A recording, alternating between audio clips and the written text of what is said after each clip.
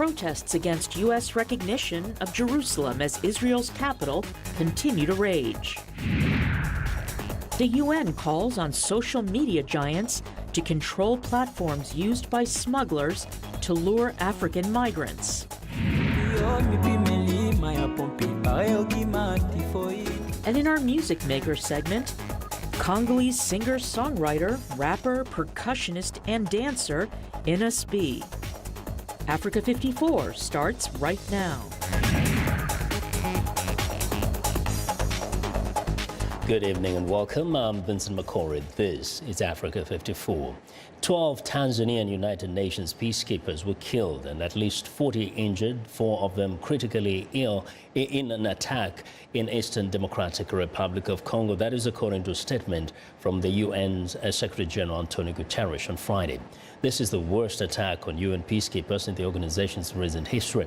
Guterres condemned the attack, saying deliberate attacks against UN peacekeepers are unacceptable and constitute a war crime.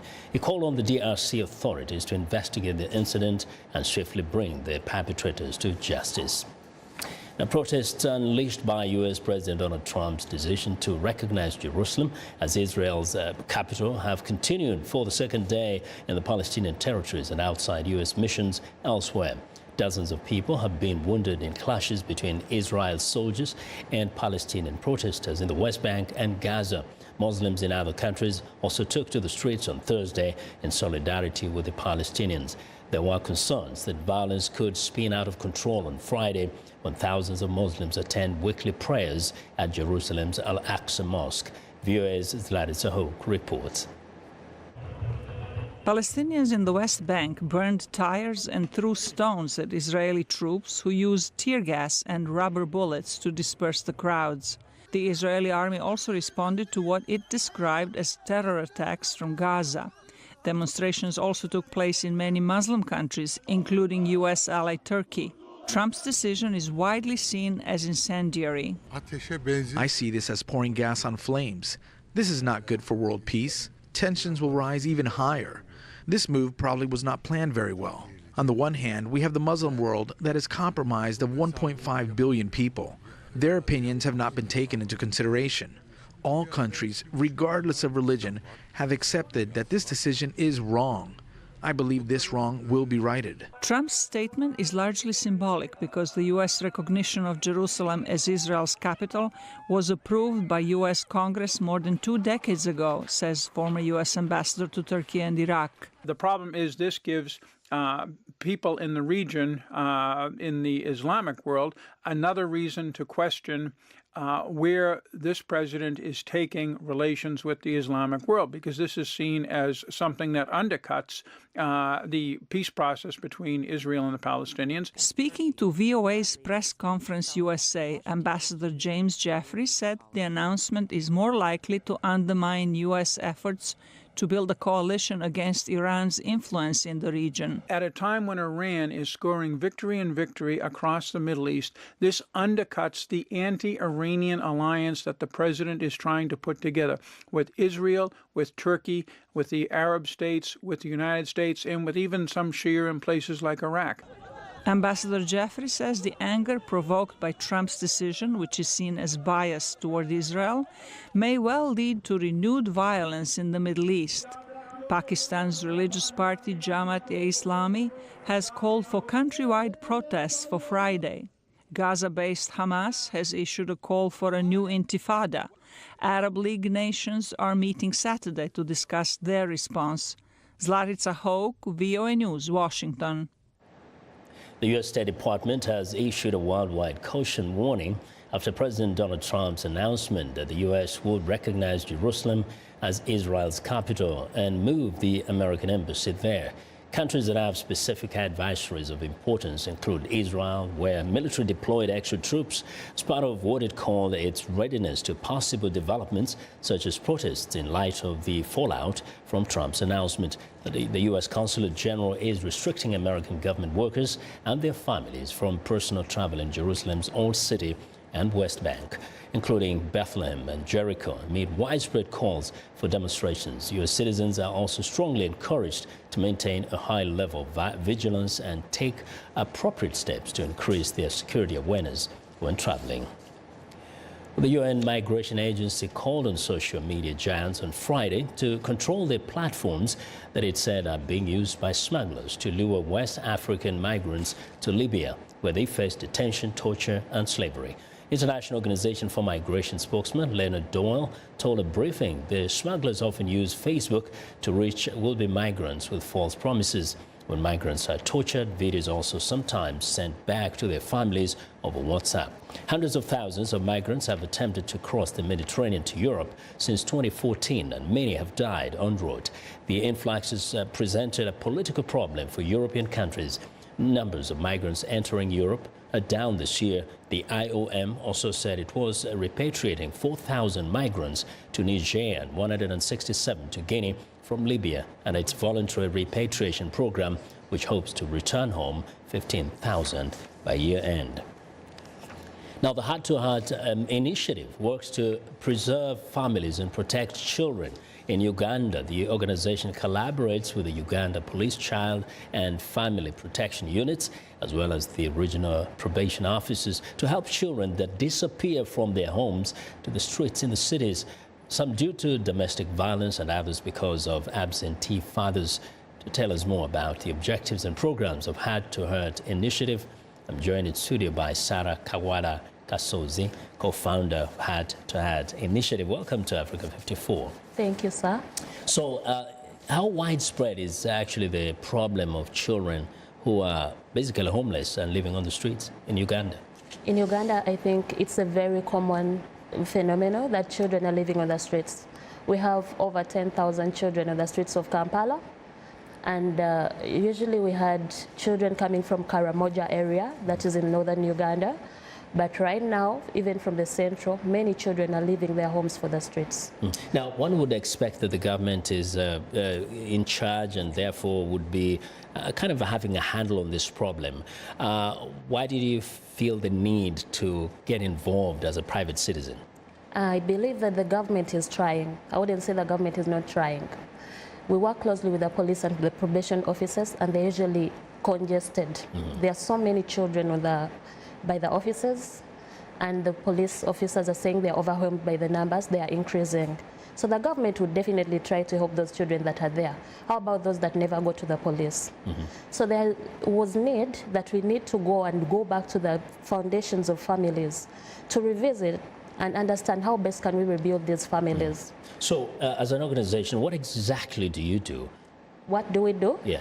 Number one, we have like 3 approaches. We work through the children, then through the parents, and through the youth. Now, because through the children, that is where child protection is our basic, that is where our mission is, protecting children. So what we do, we rescue the abused children, the suffering children, the needy children, from wherever they are in danger, then try to rehabilitate them. We are trying to build up our transit center ourselves, but we work with other organizations because we believe that organizations have to work together. We are interlocked. We have to fill up the gaps. So if I provide maybe social rescue, you can provide education, another person can provide something else. We rehabilitate these children and place them in other homes, children's homes. It's like foster homes? Yes, foster homes and children's homes, usually transit homes. Because we follow up, we do assessments and try to follow up the cases until we resettle the children. Now, is this like a new kind of phenomenon, or was there always this kind of abuse at home which leads children to run away, or absentee fathers? Is there something that perhaps precipitated this kind of conditions? Yes, there is. You know, in Africa, people do not believe in abuse. There are 3 basic types of abuse. There is physical abuse. When an African parent is disciplining a child, they'll call it discipline when they beat a child too bad. Then emotional abuse, they do not acknowledge that children have issues.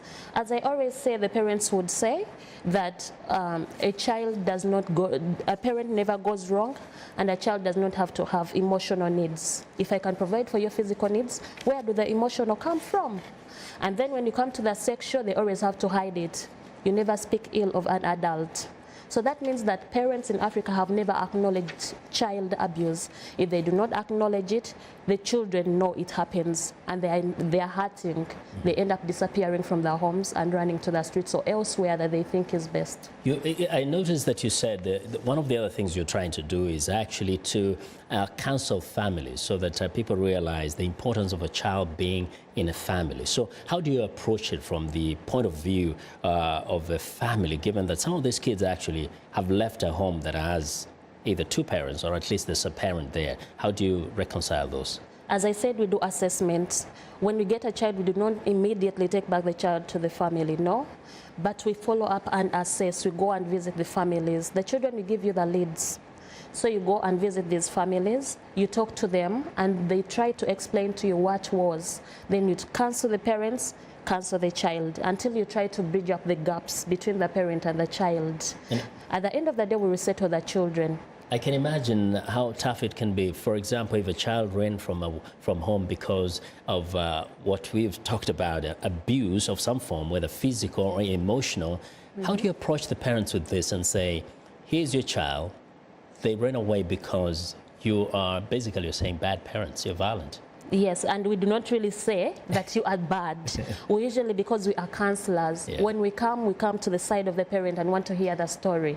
The parent will tell you, then you try to guide through and bridge up these gaps. They will tell you. And second, because we work closely with the police, you have the police temporary care order and the probation office temporary care order. So you are protected by the government.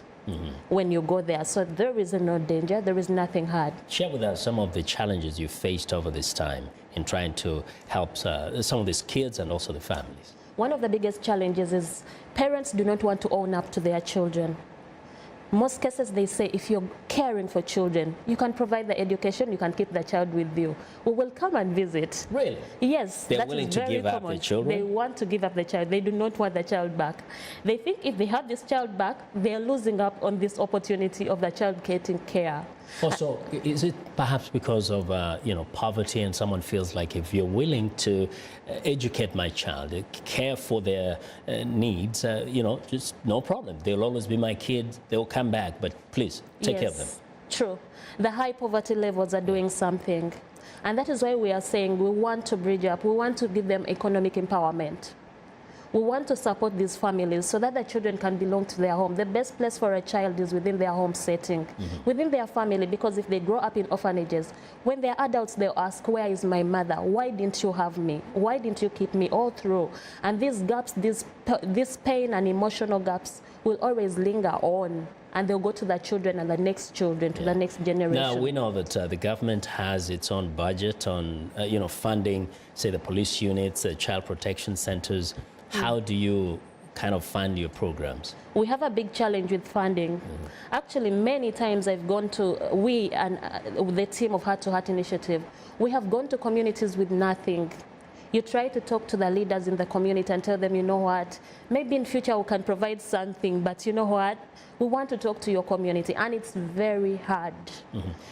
One other thing, the children who left home and perhaps they've been on the streets for some time probably have missed school and they're kind of behind. What do you do to help them feel that they can go back to school and perhaps be on the same level as the other kids? Because we network with other organizations, there are a number of organizations that we know that provide skills for children that are outgrown for the mainstream school. And then we also try to bring about services. We have a briquette making project where we teach them how to do that so that they can earn a living. And we are trying to work out something to see that we can teach them tailoring, hairdressing, and things like that. But we work with other organizations that can do something. We believe that in future we'll also be able to provide those services. Looks like you're doing good work. I hope those men and women in Uganda, very rich ones, should find you and try to help fund your programs, right? Right, I would be glad. Yeah? Yes, we would be glad. Let's hope they do that, because you're doing an amazing job helping children. Thank you. Sarah, I appreciate very much your coming to our studios and sharing with us your programs in Uganda. Thank you, sir, for the opportunity. You're welcome. We are grateful too. Well, thank you very much. Sarah Kwagala Kasozi is a co-founder, Heart to Heart Initiative in the East African country of Uganda. Now to West Africa, Liberia's Supreme Court has cleared the way for a presidential runoff election. It ruled on Thursday that it has not found enough evidence of fraud to hold the whole process. The delays caused by all the legal wrangling have ratcheted up tensions in a country still recovering from decades of civil war that killed tens of thousands. Ex-soccer star George Weah will now face off against Vice President Joseph Boakai in a vote that could mark Liberia's first peaceful transition of power in 7 decades. The court dismissed a complaint from the third-place finisher, Charles Bromskin's Liberty Party, which had said fraud had undermined the first round of voting in October. The winner of round 2 will replace Ellen Johnson Sirleaf as leader of this small West African country. Well, a Dutch businessman convicted in April of selling weapons to ex-Liberian president and warlord Charles Taylor was arrested in South Africa on a Dutch warrant, according to officials on Friday. Blood timber trader Gijs Kovenhoven was sentenced as an accessory to war crimes for providing arms to Taylor's government in violation of UN embargo. Kovenhoven, 75, has been living in Cape Town and had refused to return to the Netherlands for trial, citing health problems. He was not present at the trial. Dutch prosecution spokesman Bart Vis said Kovenhoven would appear before a judge in South Africa on Friday, and a court there would rule later on the Dutch extradition request. Now, we want to know what you think about Africa 54 and the stories we covered. Join the conversation on Facebook. The address is Africa 54. You're also streaming our show live on Facebook. So check us out and share our show with your friends. Find me on Twitter at VOA Vince Makori. Now, coming up, using canine rangers to crack down on poachers. Stay with us.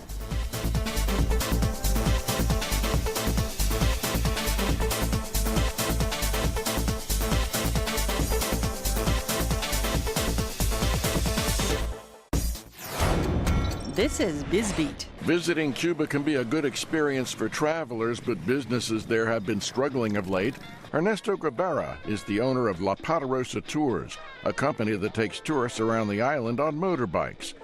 He says the first years were very good, an increase in tourism, but now relations are more closed and business has slowed.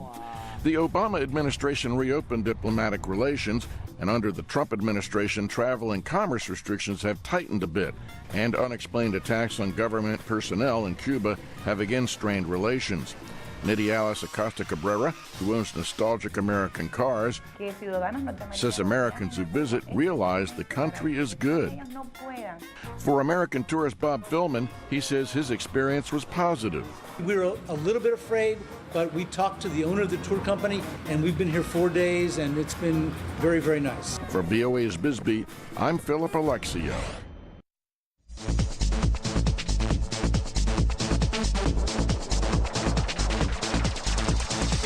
Well, man's best friend is being drafted into the war on wildlife trafficking in Africa. Tanzania, Kenya, Uganda, and Mozambique have all enlisted canine rangers to help detect illegal wildlife contraband, in particular ivory. And now, Botswana is joining the trend. The country is home to Africa's largest remaining population of elephants. 10 new canine rangers, along with 15 Botswana handlers, are completing their training in Tanzania. Lene Rovaga reports for VOA from Arusha, Tanzania. Ishmael Munwamwetsi leads his charges in an obedience drill that is meant to instill discipline in both rangers and their dogs. Commander Munwamwetsi, a retired crime scene investigator, commands 15 rangers on a course that has taken them 2 months to master. The rangers here are all from the Department of Wildlife and National Parks in Botswana, and once graduated shall be deployed to form the country's first canine unit that will combat the trade in wildlife contraband. Munwamwetsi says the trained dogs are the best partners in fighting poaching. Dogs are effective because of their good sense of smell or their natural olfactory in terms of managing the different scents. The dogs as well, if we look at that, human beings can easily be, bribed. You can't bribe a dog or you can't lie to a dog. Ali Dadi, the regional immigration officer in Arusha, says that countries ought to collaborate in the global menace for effective results. Daddy adds that people should view wildlife as an income earner that needs to be protected at all costs. Wanyamapori, of course, wanyamapori.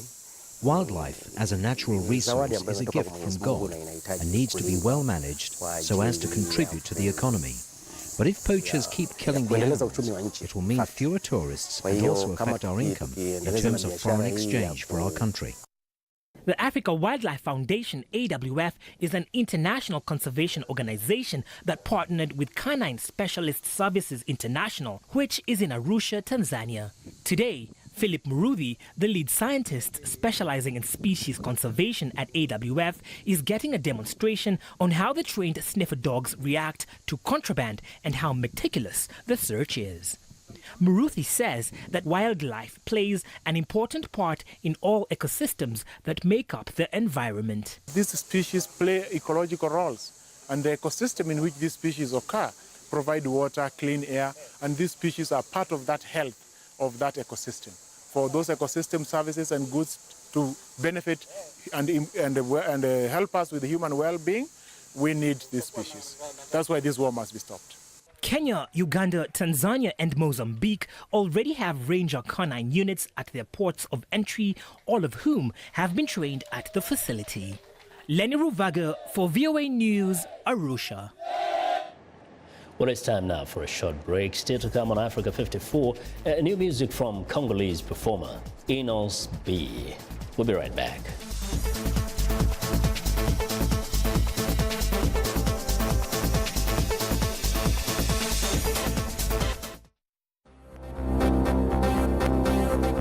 In Kenya, the country's Attorney General says the planned swearing in of the opposition leader Raila Odinga to protest the recent presidential election is illegal and is considered high treason by law. More than 600 people in Somalia's Mogadishu protest against U.S. President Donald Trump's decision to recognize Jerusalem as Israel's capital. In Zimbabwe, Finance Minister Patrick Chinamasa presents the 2018 budget, the first since the end of Robert Mugabe's rule, proposing plans to end the country's economic isolation, as well as fight corruption and waste. In Liberia, the country's Supreme Court authorizes the Election Commission to proceed with the presidential runoff, which was delayed for a month by fraud complaints.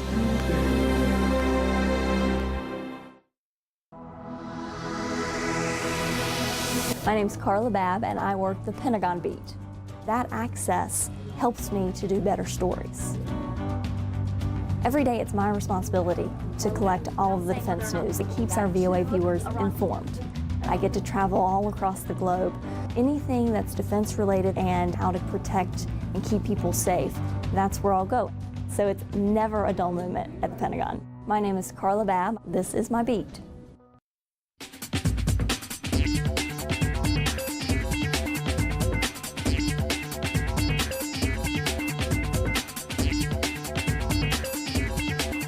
Welcome back to Africa 54, and here's what's trending.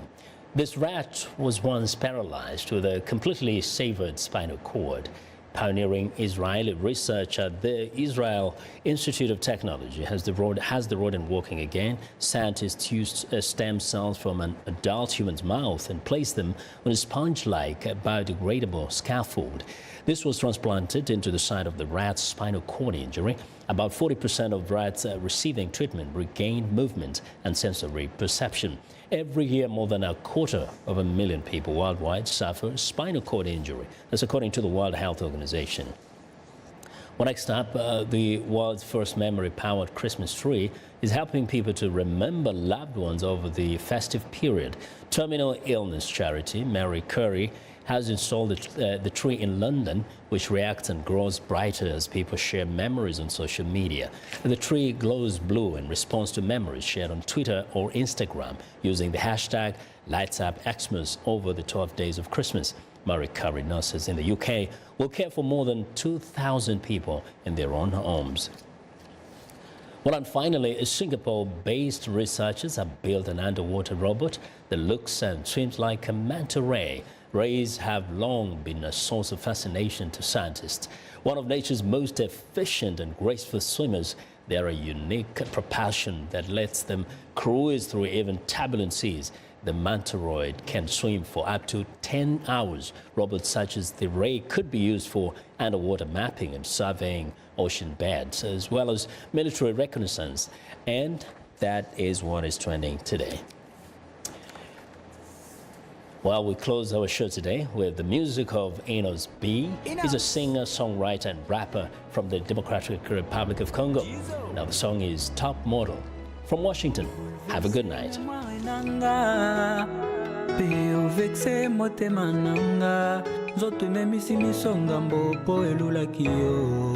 La lettre Z, président du Shark Club. Au bouleverser mémoire nanga, pe au vexer motema nanga, zote memisi misonga mbopo elulaki yo. OLK Initiative Plus. Biteni nyuso ya zoto nanga, ekomi kofundana. Miso elobi na tala kibeko otala, monoko elobi motema nde etindaki na benga. Motema elobi makolo nde ekumbaki nga kuna. Boss Kayembe Shentemba. Biteni nyuso ya zoto nanga, ekomi kofundana. Miso elobi na tala kibeko otala, Patrick Munyoma. Monoko elobi motema nde etindaki na benga. Motema elobi makolo nde ekumbaki nga kuna. Junior Kabananga, Bernard Bahati. Dada Francine Muyumba, président Théo Binamungu, Gauthier Mascotte, Afro Congo. Yo mipimeli maya pompi, pareo kima tifoid, nabami. Elga Elegance. Meyo sokoli maya ntanga, esko mi bateli. Kwanga oya echantillon, eteka makate. Bakliya baki makango, poe ingela poussière. Yango poni bileino. Pati Benz, Fondation Maliacha. Bileino bébé. Na tindelio maloba, okipete. Jessica Basele. Na komelio ba texto, pour répondre. Monsieur Louis Bass Amalabo. Facebook koblokanga déjà. Yango na bengi feregola. Albert Mboyo. Ayembela yo na mongongo na yamora. Ricky Kabambi Page Claire. Kona yebi koyemba ezalo sambo. Mbala mibale, bébé nanga. Junior Loboko, garçon capable. Mbala mibale, mon amour. Bibiche Loboko, étoile du ciel. Sylvie Ekofo. Chéri nanga ya bafosek. Nata ya top model. Habillé mana ya fashion. Mama bijou essence de beauté. Kozanga yo na vinanga, eza porta malheur, pour kondimina wa. Kilo munda, Damien di Monekene. Amour na yo eza bonheur, amour na yo eza la vie. Accordenga na vivre encore. Igor Balou, Fanfan Mambondo. Naleli mingi, nazo sambela, ezo simbate. Général Delphin Kayimi. Nazo bondela, ezo change te. Why you wanna do me wrong? Baby, don't leave me alone. Without you, my world is so cold. Come back to me with your love. I need you by my side, girl, yeah. Don't treat me like a stranger, oh no. My one and only baby is I. Welcome to English in a Minute. A cannon used to be a common military weapon. Loose cannon. So, are Anna and Jonathan talking about an old battle? Hey, I'm looking for someone to host a political event tomorrow night. Can your friend Sylvia help out? Sylvia? She's a loose cannon. You never know what she's going to say. She could easily